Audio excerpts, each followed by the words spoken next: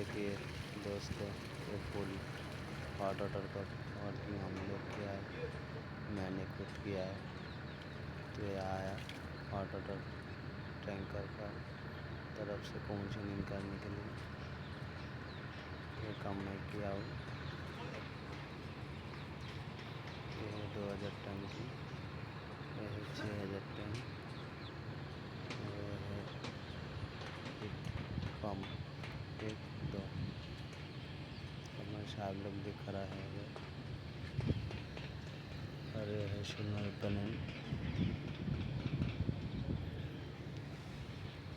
तो दोस्तों काम कैसे हुआ, कैसे लगा, ज़रा कमेंट पे बताइएगा।